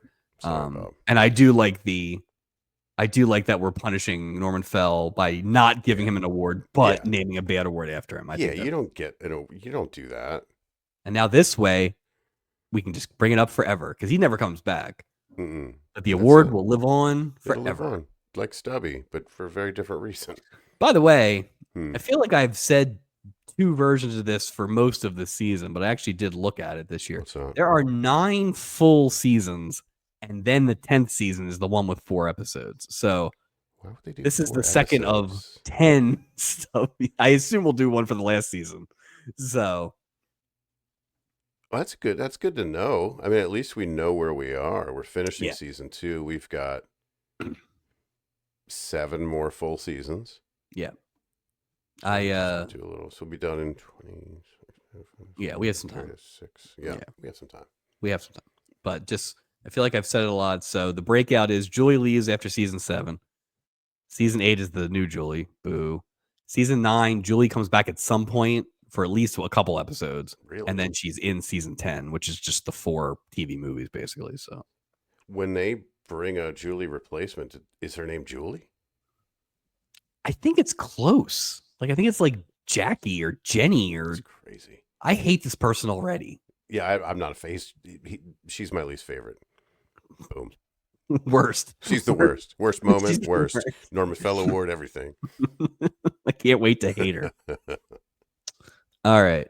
Speaking of females. Yeah. And I think as we get to the big ones here, this will kind of highlight what we were saying. Yes. Best female performance, by any non-regular cast member of the season. Last year, Diane Carroll was the winner as Roxy Blue. Last year was just haymakers everywhere. She was a force. Yeah, we had some heavy hit. Yeah. We're going to see some pretty heavy hitters in the next few categories. So yeah, this is where it's going to. This was a little tougher this year than maybe I was thinking was. So number 5 for me, I went with Melissa Gilbert as Rocky Simpson. Like I said, I thought that was head and shoulders the best kid performance of the season. And I just really enjoyed that performance, and it kind of stuck throughout the whole season as being a fair good enough. I went with Rue McClanahan. Number 5 is April Dunleavy. Thought she did great. Obviously, we know her. Thought she had chemistry with Dabney Coleman. Thought she was good. Thought she was solid. I agree, and I think I commented on the episode. There was just that like messy dialogue where they were kind of talking over each other and just very like choppy. It was very real. Really enjoyed that. Yeah, I do too. Number 4, and this one was a real surprise, and maybe this does go back to that new category that we'll talk about, which is like most surprising or something like that. Was Tina Louise? She was definitely most surprising. As Doc's the first of 4 ex-wives that we will see. I thought she was excellent. I had never seen her in anything that wasn't Ginger. I didn't know she what was to this expect. year's Eve Plum. She was great. She was great. My number 4, I went with Samantha Egger as Mary Louise Murphy. she was my first cut or last cut or however you want to say it. She was she's 6 right there. basically for me. She was fantastic. Number 3 for me. I don't think you're going to agree based on your earlier comments, but Mackenzie Phillips as Allison Scott in The Big Fair Deal enough. episode 4. She had a lot to do in that role with a lot of different characters. Oh yeah. And I thought she was really good. And as we talked about in the episode, she was basically playing like 24, 25, and she was 18. Yeah. Yeah, no, Um, she did a great job. I It's thought kind of she was weird that really, she was only 18, but yeah, she did a really great good. job. My number 3 in that 3 spot, it's the Abe Vigoda spot for me. I went with Ethel Merman as Roz Smith, third wheel. I thought this is her only shot. Let me go ahead and put her nomination in. She was over the top. Was she top 5? She's probably like top 8. But I wanted to go ahead and give her a higher nomination because of who she was or is. When you or whatever. said the Abe Vigoda spot, I thought you were going to say Nancy Walker. That's funny. My number 2, and I know you hate the storyline, and I know you hate the concept of the storyline, but if you think about the actual acting and the effort that was given, yeah. I'm going with Haley Mills. Okay. As Cheryl Tyson, because she, much like Gopher did in that episode, basically played 6 or 7 different characters. I agree. A lot of different stuff. I appreciate anybody giving that much effort. And I don't know. I thought they were very cute. I wish they would have done a better job kind of editing that a little bit to make it more about how they ended up as opposed to what the dreams and all the nonsense were. But my number 2 is Minnie Pearl. Home is Not a Home, playing Molly. And we've talked about it. She was top notch. All right, my number 1, and I think I said it earlier when we were talking about the storylines. Going with Bess Armstrong from the Captain Dave storyline. Okay. Like I said, I thought that was just the best actual acting of the whole season from a female. And the fact that it also probably was one of the few kind of strong female characters we had this year that wasn't like just an old lady joke kind of one. I thought that was a really good effort from her. I went with my number 1 is Loretta Swit as Anushka Mishnikov from the Anushka storyline. I thought she was great. I mean, she certainly went for it. It's basically the Haley Mills nomination, right? I mean, that's yeah. So, do we have anybody that's the same? Do we have 10 completely different? We have 10 completely different female performances that are nominated. I think that's the point. Yeah. Right. It's not a bad thing. They were all really good. No, it's not. It's not. This was not a clear one this year. Oh boy, what the hell do we even do with this? Who were your top 2? Haley Mills and Bess Armstrong were my top 2. Oh shit. I got Loretta Swit and Minnie Pearl. It could not be more different. So who is your number 1? Bess Armstrong. I get it. I mean, she played in all the different little scenes. You know what? I'm going to save us from ourselves. I'm going to throw my flag because we're getting late. Yeah. And I'm going to give it to Bess Armstrong. Fair enough. And that way we don't have to worry about it. Good deal. So there you go. Congratulations, Bess Armstrong. Sorry, Loretta. Maybe next time. Woo. What's that? Oh, okay. I'll never be allowed in Russia now.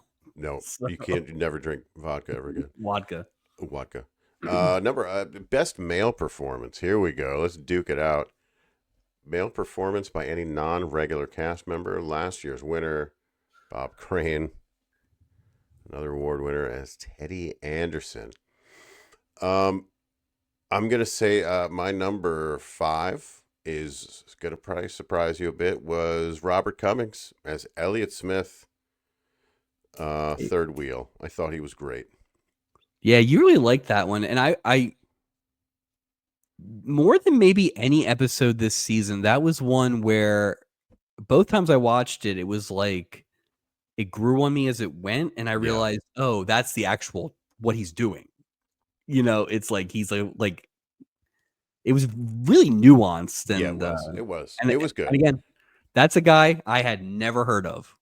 And that was ever. his last acting job ever. Yeah. Was that episode? So that was And it. in doing prep for the show, I like watched some of his old stuff, so at least I had a concept of it. So that's a guy I learned about through doing this show, which Same.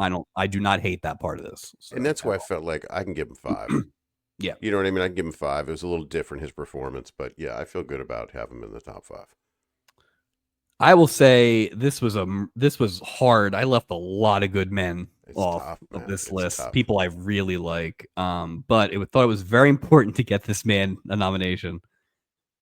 Number 5 for me, playing Danny Holt. It's Bert Convy. I really enjoyed Bert Convy.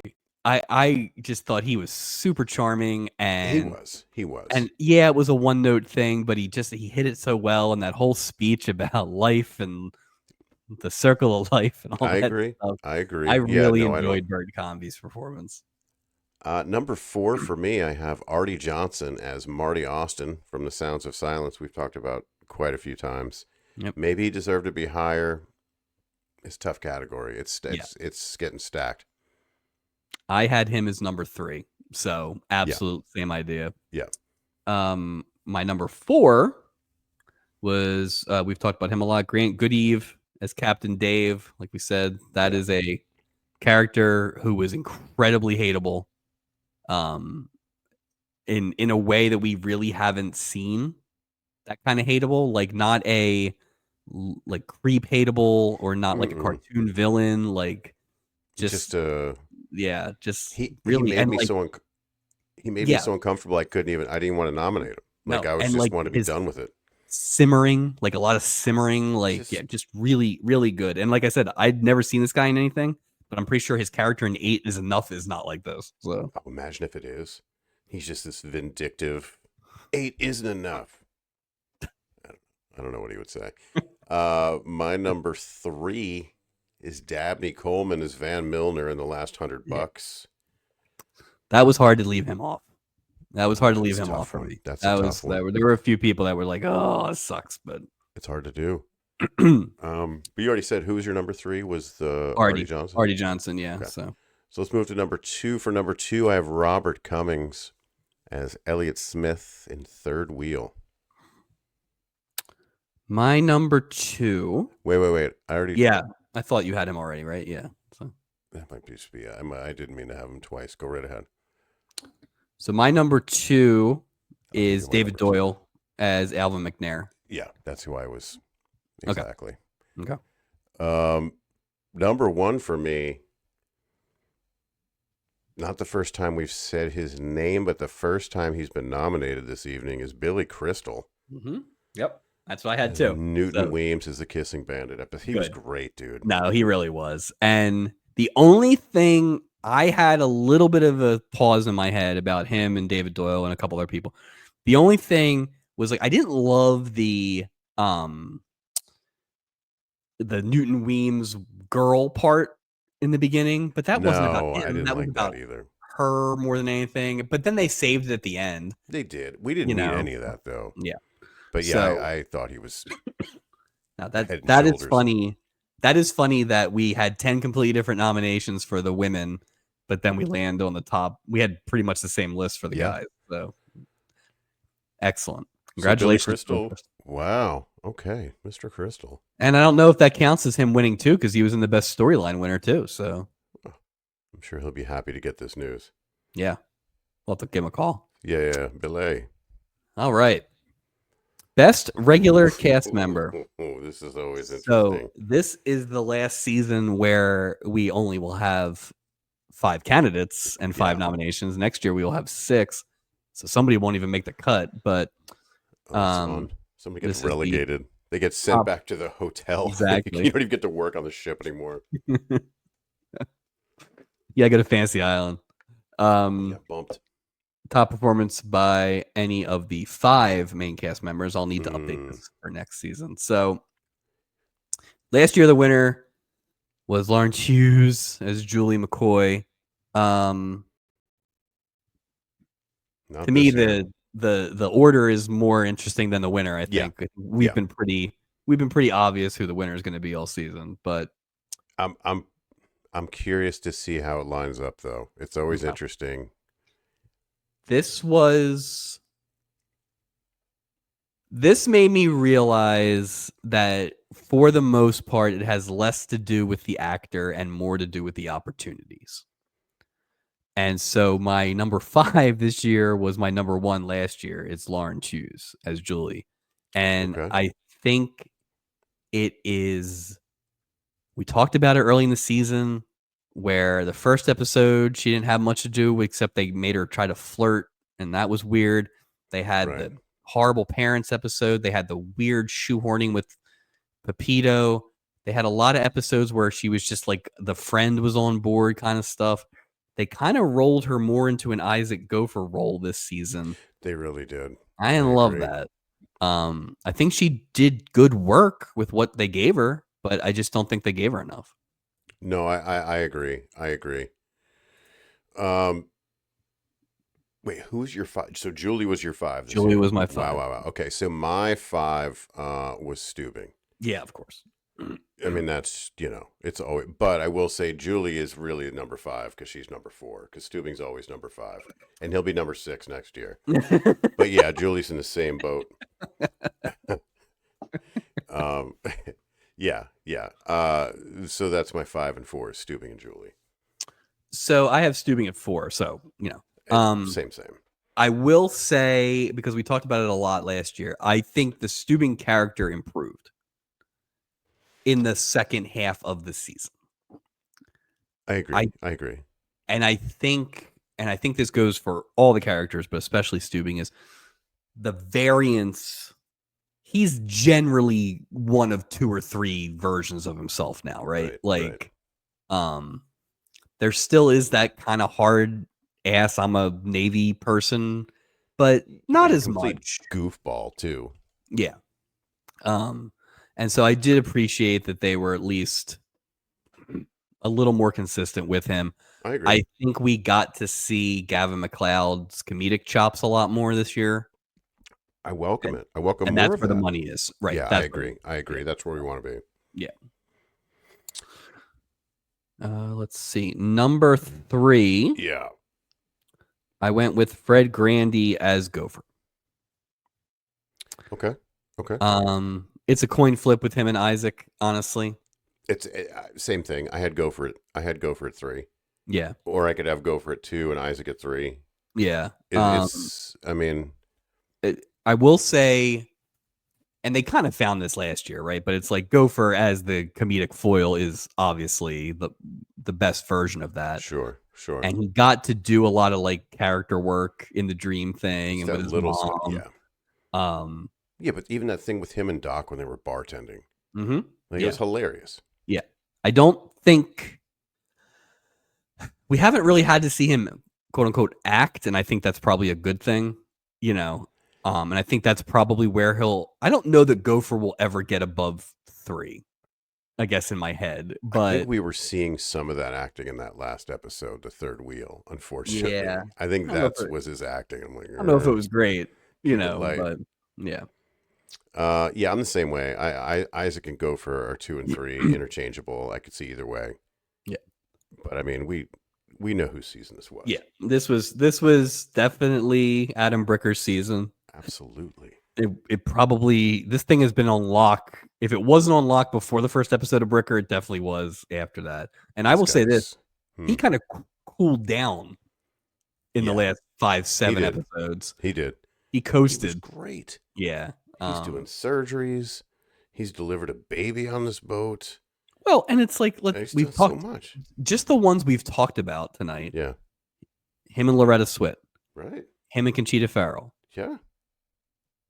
Him and Bricker. It's like he's got these like just the one-armed doctor, right? That whole thing, and then the other thing, it's all over the place. And Chubbs, there's that part of that whole thing. Like there's so much. Yeah, he nailed it this year. If anything, they didn't do a lot of the classic like Dean Martin. Doc just pops in with comedy, and it still ended up like those. Yeah, holding a drink.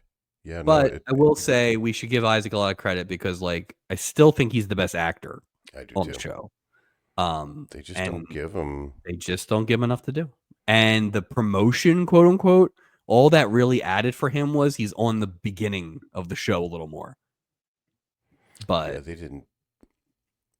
Well, but maybe like they put him in charge of the gift shop. Maybe that's what the stupid promotion was or something. Who knows? but But like they're just not using him.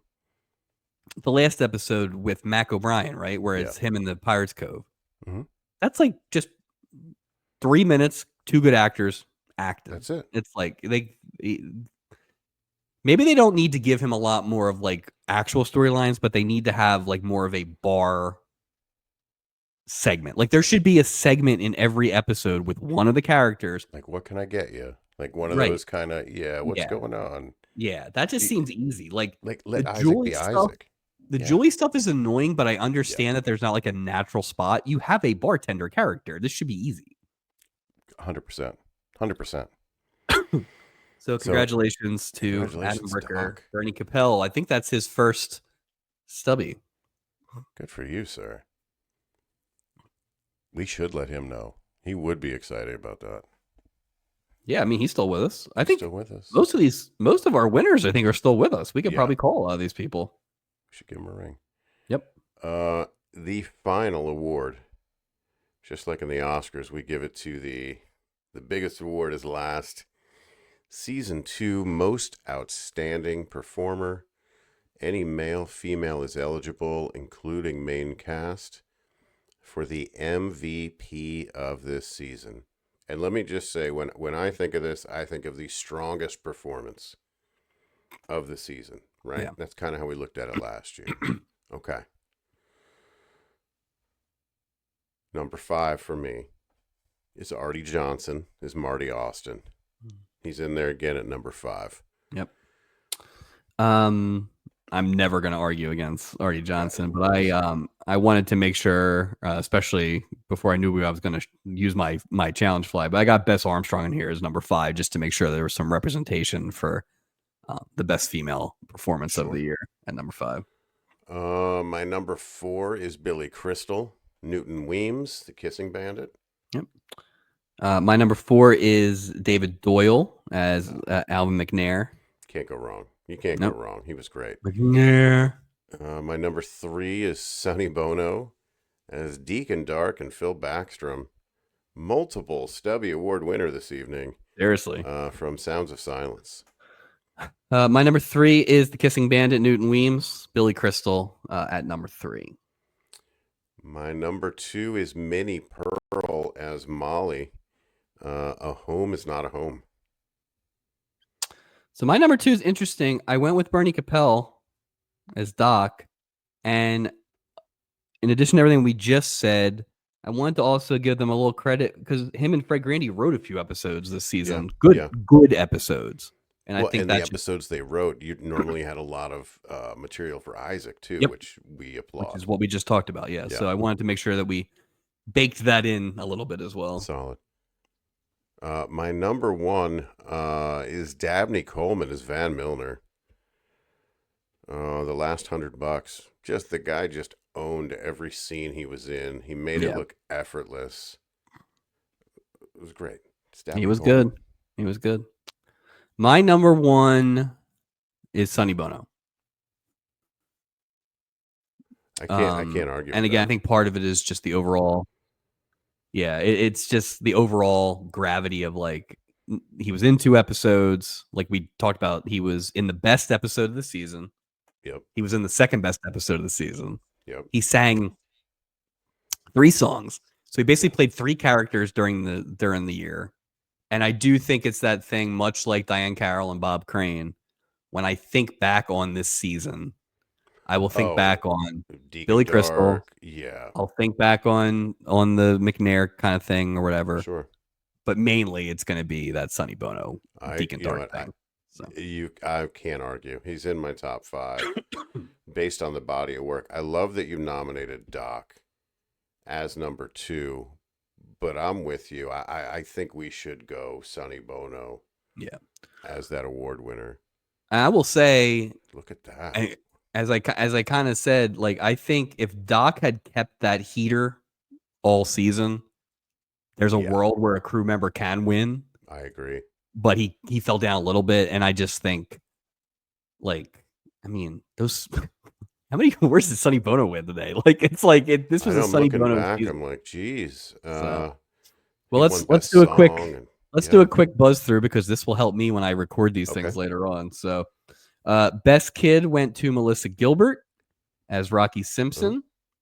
Best duo went to James Coco and Dodie Goodman as Marion Atkins and Patricia Selden. Yep.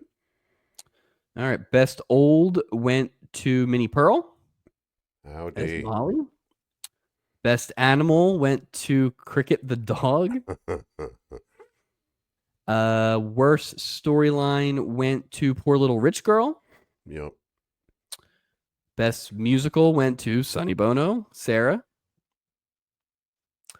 Best villain went to Artie Johnson. They're cleaning up. Best storyline went to The Kissing Bandit. Mm-hmm. Best returning guest went to Sonny Bono again. Wow. Best horn dog went to, let's see, best horn David dog. Doyle. Oh, it was David Doyle. You're Yep. right. Mm-hmm. Yeah, McNair. Let's see. Best worst episodes. Best episode was episode 3, Cruise Ship Casanova, Captain Dave. Worst episode was. I think we went with Ages of Man, Families, and Yes. Bo and Sam. Yes, we did. Best part-time crew member went to Larry Storch. Congratulations, as chief engineer, Tony Santini. The worst went to the. Let's see, Barbie Anderson as Karen Williamson. Your Halloween costume for the season. Halloween costume. That's right. Let's see. Best moment went to Ken Breyer. Amber getting locked in the That's closet right. and never being seen again. That's right.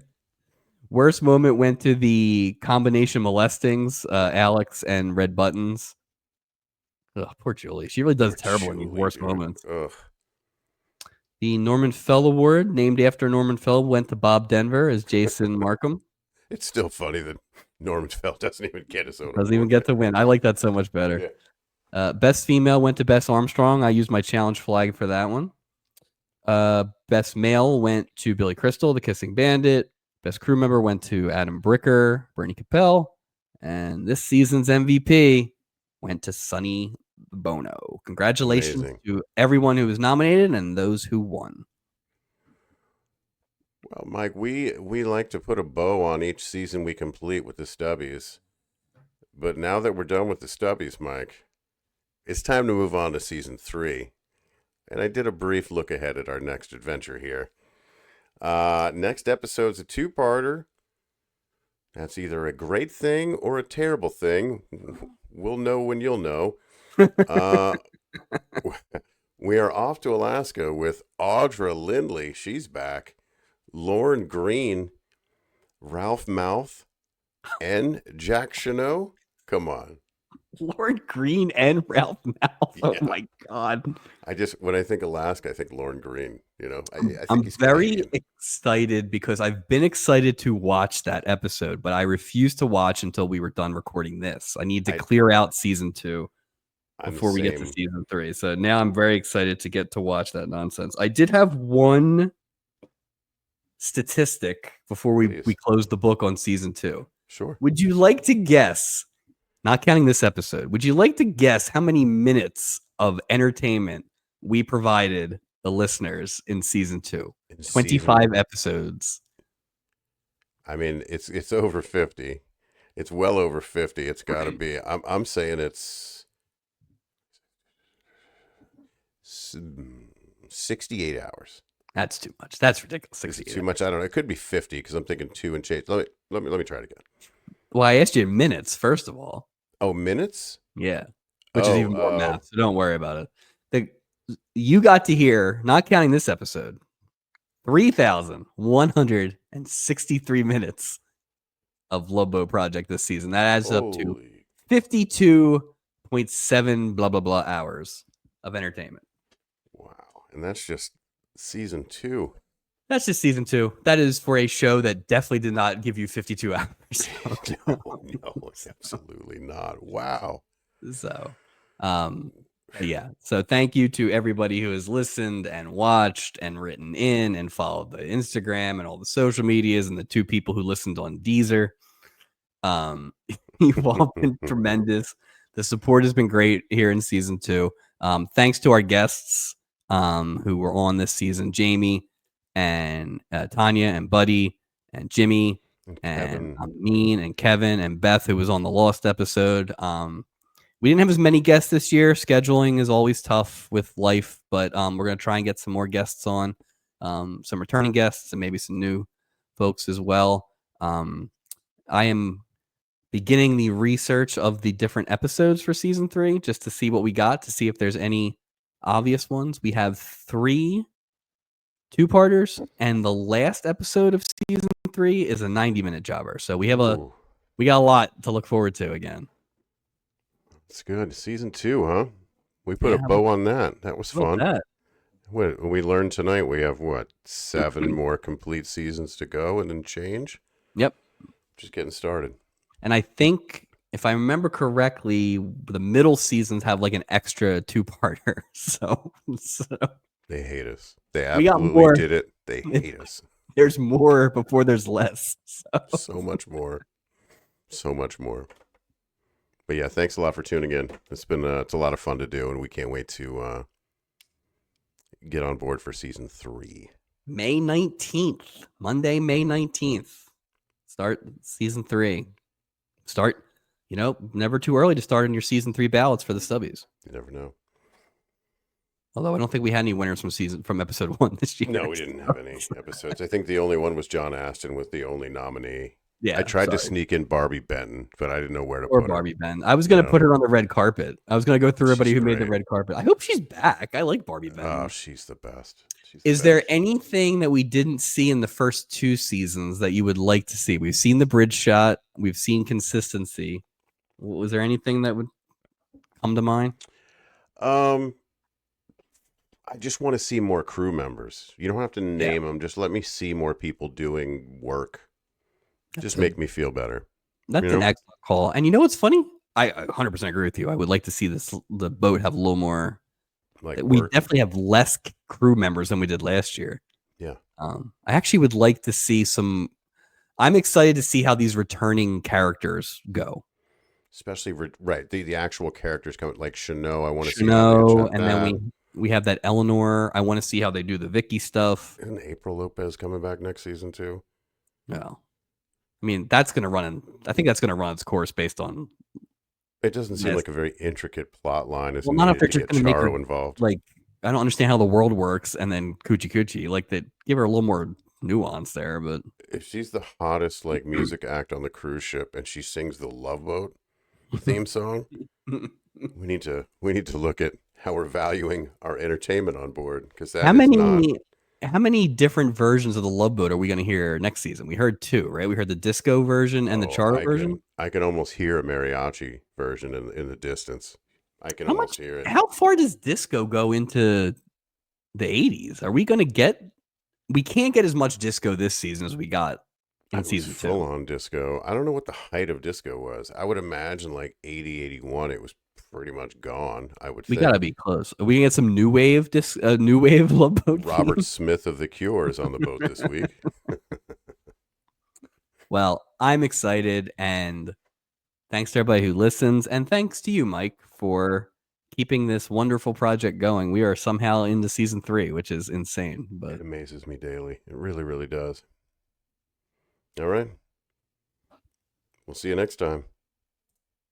For season